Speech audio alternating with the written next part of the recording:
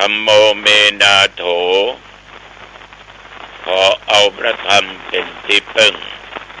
อันประเสริฐของข้าพเจ้าสังโฆเมนาโถขอเอาพระสงฆ์เป็นที่พึ่งอันประเสริฐของข้าพเจ้า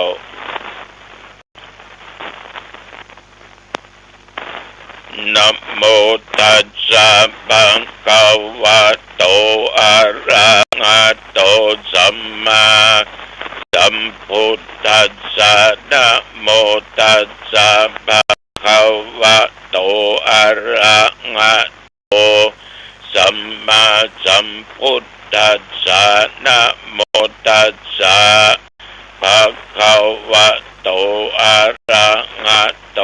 สัมมาสัมพุทธัสสะพุทธังสรณังคัจฉามิธัมมังสร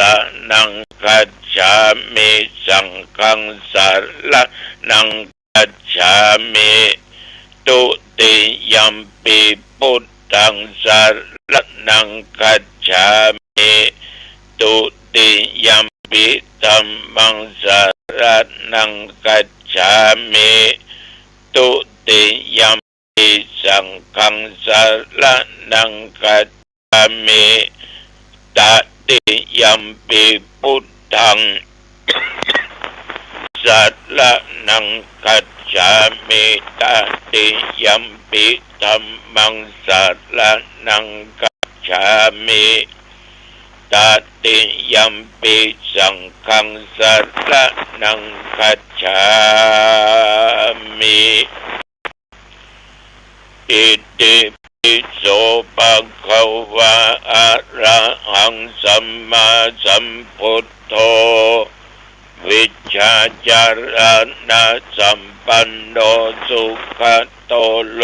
กวิทูอนุตตโลปุริสัทธัมมัสสาลติสัทธาเทวมนุสสานังพุทโธภควาติยันตุนิมิตตังอัปปมังคลัญจาโยจะปะนาโภสกุนัสสะสัทโธปะปะกะโหตุสุปินังอะกันตังพุทธานุภาเวนะวินาศเมนตุสัพพะคาโตภะคะวะตาธัมโมสันติติโกอากาลิโกเอหิปัสสิโกโอปันนายิโกปัจจัตตังเวทิตาภูวินยูหิติยันตุนิมิตตังอัปปมังคลัญจาโยจะมะนาโพสกุนัสสะสัทโธปะปะกะโหตุโสปินังอะกันตังธัมมานุภาเวนะวินาศเมนตุสุปฏิปันโนภะคะวะโตสาวกสังโฆอุชุปฏิปันโนภะคะวะโตสาวกสังโฆยายาปฏิปันโนภะคะวะโตสาวกสังโฆสัมมิจิปฏิปันโนภะคะวะโตสาวกสังโฆยะติตังจัตตาริปุริสายุคาเนอัตถะปุริสปุคลาเอสะภะคะวะโตสาวกสังโฆอาหุนายโยปะหุนายโยทักขินายโยอัญชลิกะระนิโยอนุตตรังปุญญเกตังโลกัสสาติยันตุนิมิตตังอัปปมังค ลัญจาโยจะมะนาโปสักกุนัสสะสัทโธปะปักกะโอโตสุปินังอะกันตังสังฆานุภาเวนะวินาสเมนตุยะโตหังภะคินิอะลิยายาชาติยาชาโตนาปิชานามิสัญจิจาปันนังชีวิตาโวโลเปตาเตนะสัจเจนะโสติเตโอตุโสติคัพพัสสะโพชังโคสติสังฆาโตธัมมังนังวิจโยตถาวิริยัมปิติปัสสติโพชังคาจะตถาปะเรสัมมาทุเปกะโพชังคาสัตเตติสัพพทักษินามุนินาสัมมาทัคคาตาภาวิตาภาอุลิกตาสังวัตตันติอภิญญาญาณิพพานายะจักโพธิยาเอเตนะสัจจวัชเชนะโสทิเตโอตุสัพพทาเอกัสสะมิงสัมมาเยนะโทโมคัลลานัญญกัสสะปังขิลาเนตุกิเตติสวะโพชังเคสัตตะเทสัญเยเต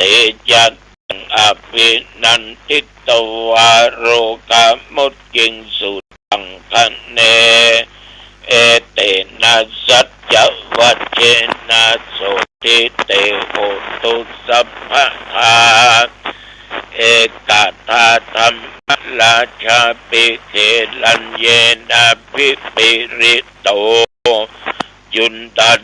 เตนะตัญเยวะพันนาเปตวานาสาตันลัง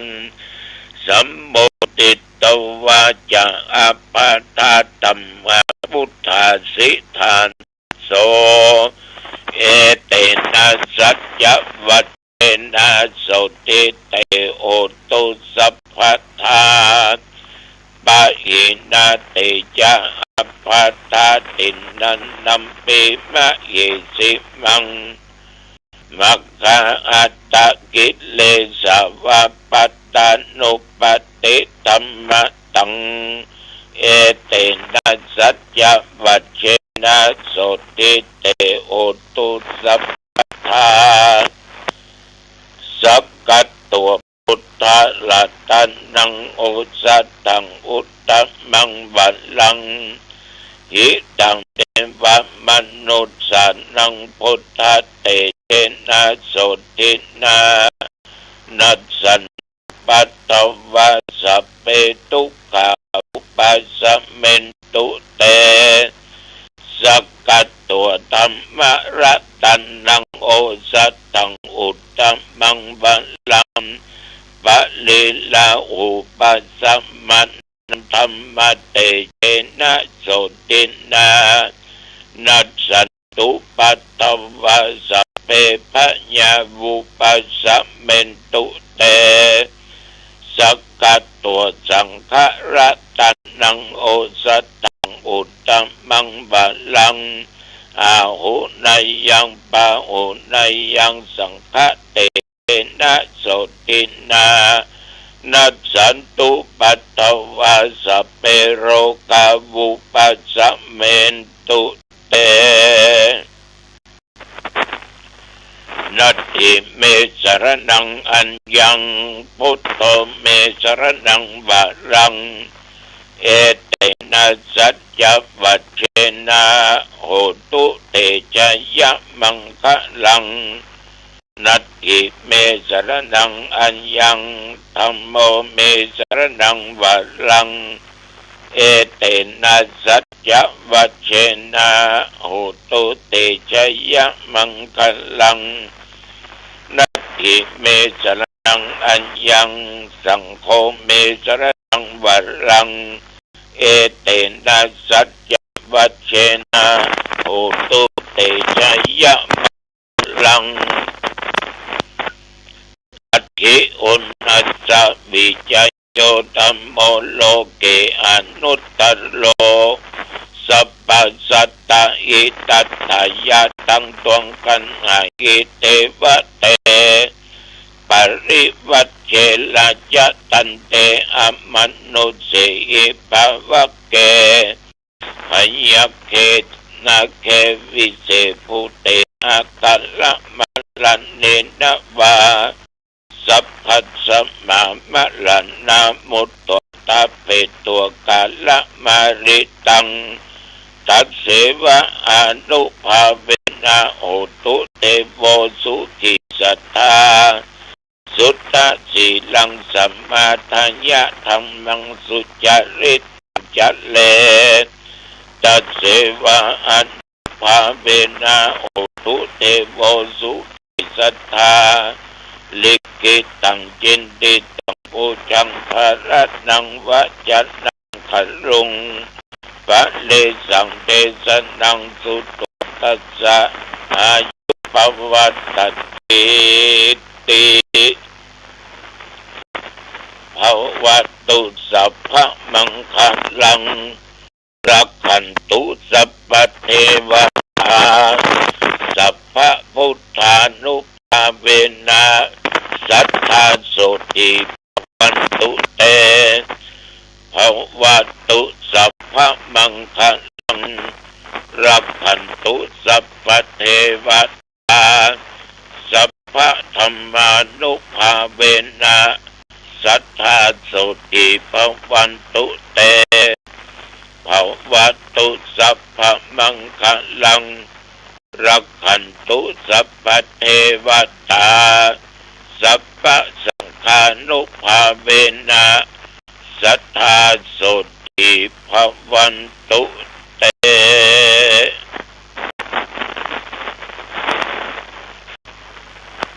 โดยพุทธานุภาพธรรมานุภาพสังฆานุภาพบทสวดทัสสะทาสยายมนต์อันศักดิ์สิทธิ์โพชฌังคะปริญญันดุลนิมิตตัง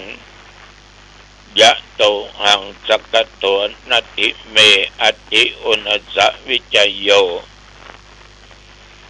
ขอพระพุทธพระธรรมพระสงฆ์มนต์พระคาถานี้มาปกป้องคุ้มครองรักษา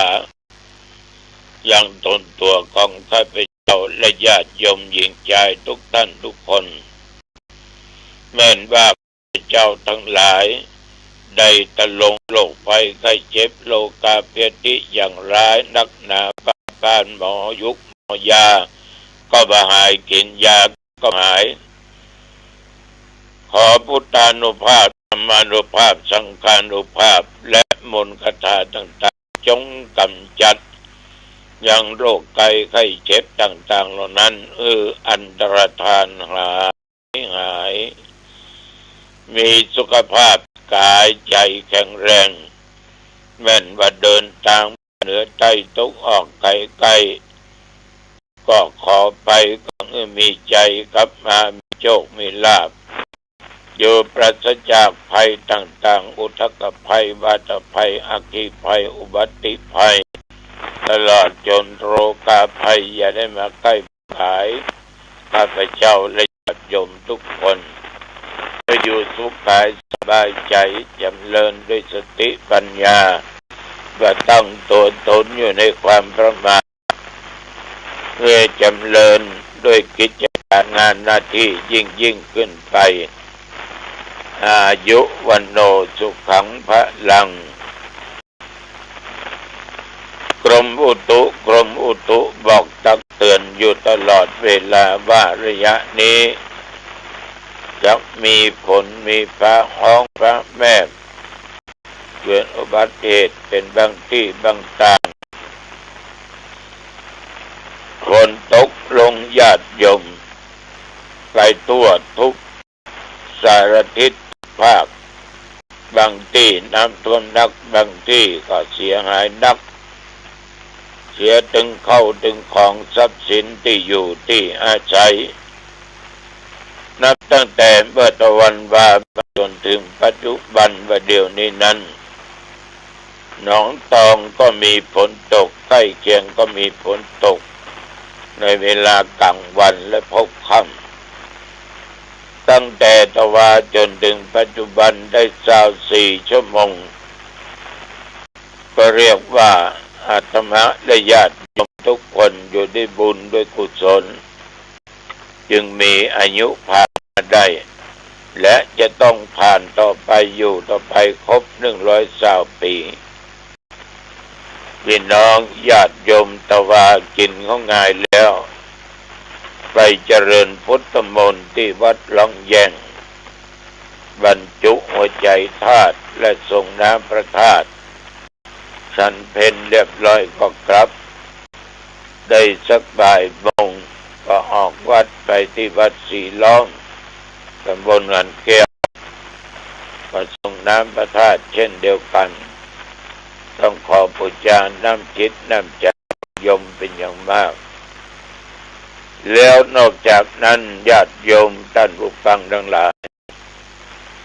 สมาภาพทุกเย็นมาก็พักผ่อนได้สักคำก็พระสงฆ์องค์ข้าเจ้าญาติโยมหน่วยงานราชการพร้อมกันที่มณฑลวิหารมีท่านนายอำเภอเป็นประธานฝ่ายเครือขัตมาฝ่ายบรรพชิต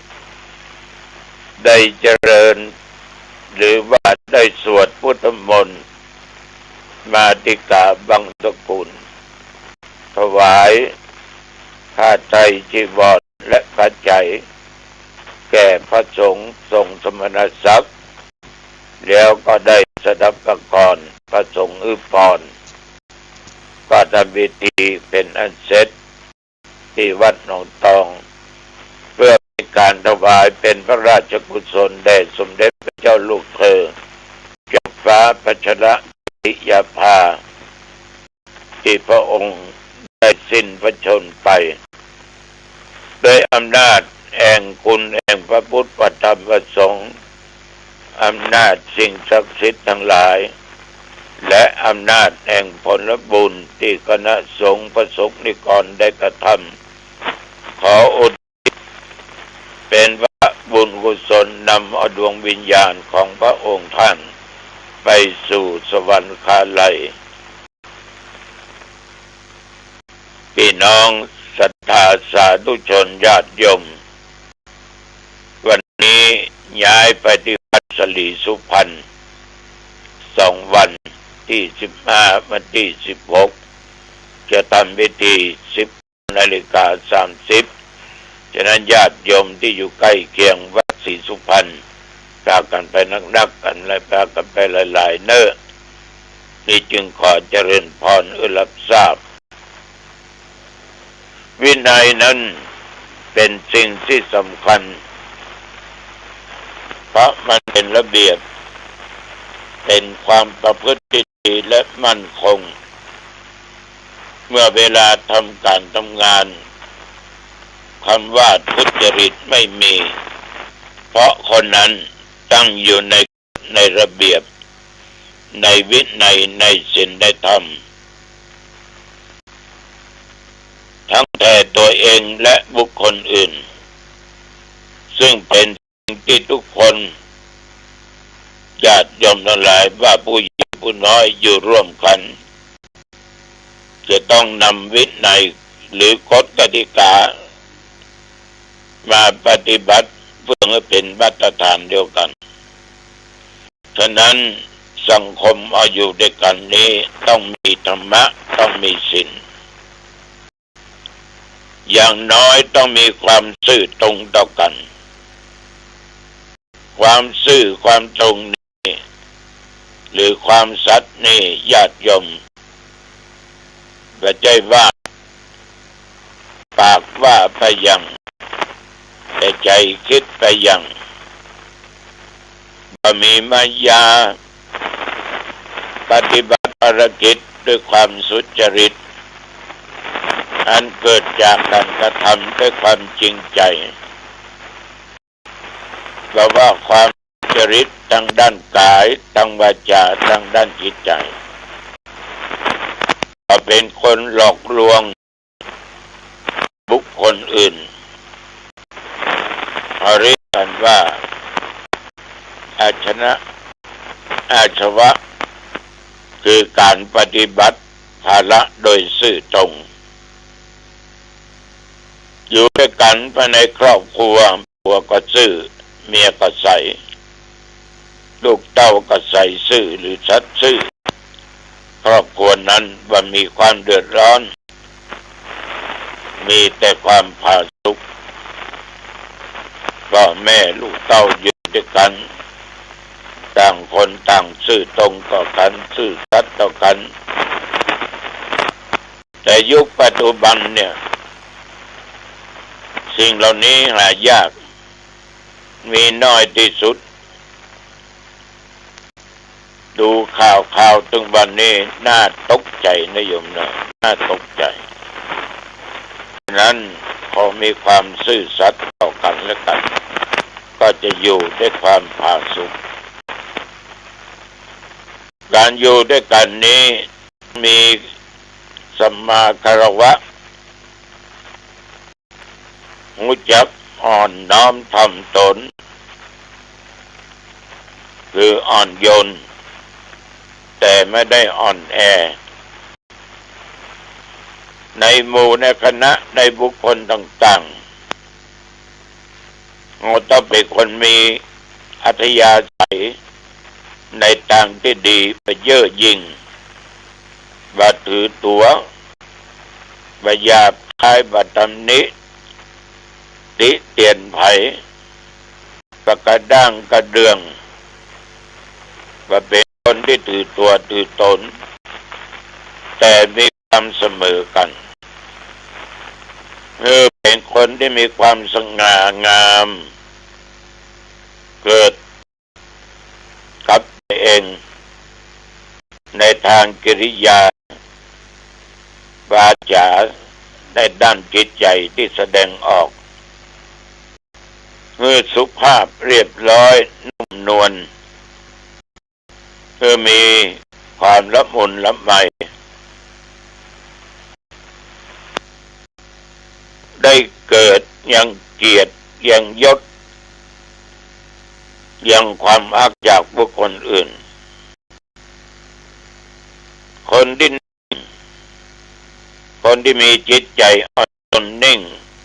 แต่เป็นคนใจแข็งนั้นคนทั้งหลายย่อมการเคารพอย่างเป็นอยู่ตลอดเวลาฉะนั้นจึงขอฝากไปกับญาติกับโยมสวัสดีถ้าคนที่ไม่มีสมาธิทำอะไรก็ยากทำอะไรก็ลำบากต้องใช้ระยะเวลายาวนานกว่าจะสำเร็จได้มันจึงไม่